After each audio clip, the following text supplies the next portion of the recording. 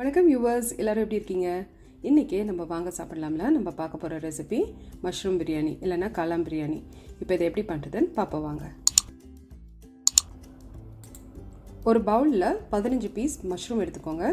அதை வந்து நல்லா உப்பு தண்ணியில் கழுவி இந்த மாதிரி ஸ்லைஸ் போட்டு வச்சுக்கோங்க. இப்போ இதில் அரை கப் அளவுக்கு தயிர் சேர்த்துக்கோங்க. கூடவே 1/4 டீஸ்பூன் அளவுக்கு மஞ்சள் தூள், 1 டீஸ்பூன் அளவுக்கு சீரகத்தூள், 3/4 டீஸ்பூன் அளவுக்கு garam masala powder, 1 table spoon மல்லித்தூள், 1 டேபிள் ஸ்பூன் மிளகாய்த்தூள், அப்புறமா இஞ்சி பூண்டு விழுது, இது வந்து 1 டீஸ்பூன். இதெல்லாம் சேர்த்து இதை நல்லா கலந்துக்கோங்க. இதை நல்லா மிக்ஸ் பண்ணதுக்கப்புறமா நம்ம இதை ஃப்ரிட்ஜில் வச்சுருவோம். ஒரு 1 மணி நேரம் போல் ஊறட்டும். அடுத்ததாக 2 கப்பு பாஸ்மதி அரிசி ஒரு 30 நிமிஷம் தண்ணியில் ஊற போட்டு வச்சுக்கோங்க.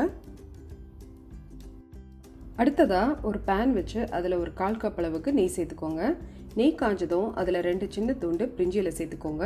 கூடவே 1/2 டீஸ்பூன் அளவுக்கு சீரகம், 1/2 டீஸ்பூன் சோம்பு, ஏலக்காய் ஒரு 4 பீஸ், பெரிய ஏலக்காய் 1, கிராம்பு 4 பீஸ், அப்புறம் அன்னாச்சி பூ இருந்ததுன்னா அது ஒரு பீஸ் சேர்த்துக்கோங்க. கூடவே பட்டை வந்து ஒரு பெரிய துண்டு சேர்த்துக்கோங்க.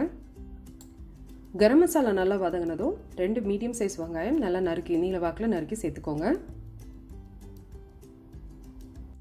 இப்போ வெங்காயம் நல்லா வதங்கினதும் அடுத்ததாக நம்ம தக்காளி சேர்த்துக்கலாம். 2 மீடியம் சைஸ் தக்காளி நறுக்கி சேர்த்துக்கோங்க.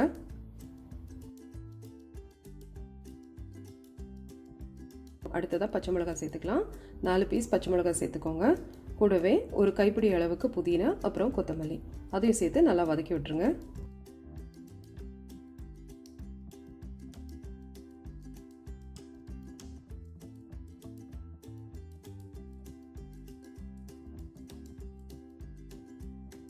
இப்போ இது நல்லா வதங்கிடுச்சு. அடுத்ததாக நம்ம காளான் சேர்த்துப்போம். காளான் சேர்க்கறதுக்கு முன்னாடி அது ஃப்ரிட்ஜ்லேருந்து ஒரு 10 நிமிஷம் முன்னாடியே எடுத்து வெளியில் வச்சுருங்க. ஃப்ரிட்ஜ்லேருந்து டைரெக்டாக எடுத்து அடுப்பில் போடாதீங்க.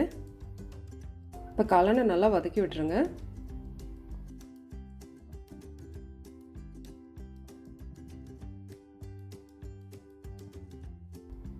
இப்போ தேவையான அளவுக்கு உப்பு சேர்த்துக்கோங்க.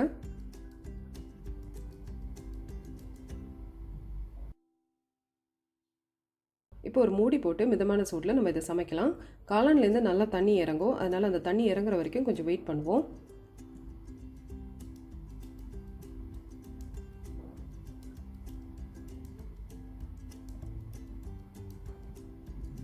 இப்போ நம்ம ஊற வச்சுருந்த அந்த அரிசியை நல்லா கழுவி தண்ணியெல்லாம் வடிச்சிட்டு சேர்த்துக்கோங்க.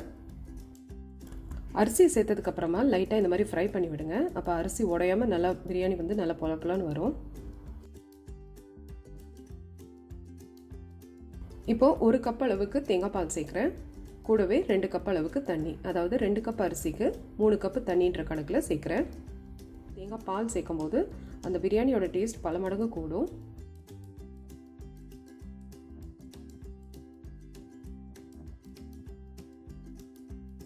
இப்போ இதில் நல்ல ஒரு கொதி வந்ததும் ஒரு அரை எலுமிச்சை பழத்தோட சாறு சேர்த்துக்கோங்க.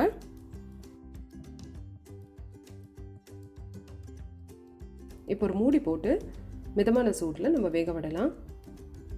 இது ஒரு 10லேருந்து 12 நிமிஷத்துக்குள்ளேயே ரெடி ஆகிடும். அதாவது அதில் இருக்கிற அந்த தண்ணியெல்லாம் வந்து வற்றிடணும்.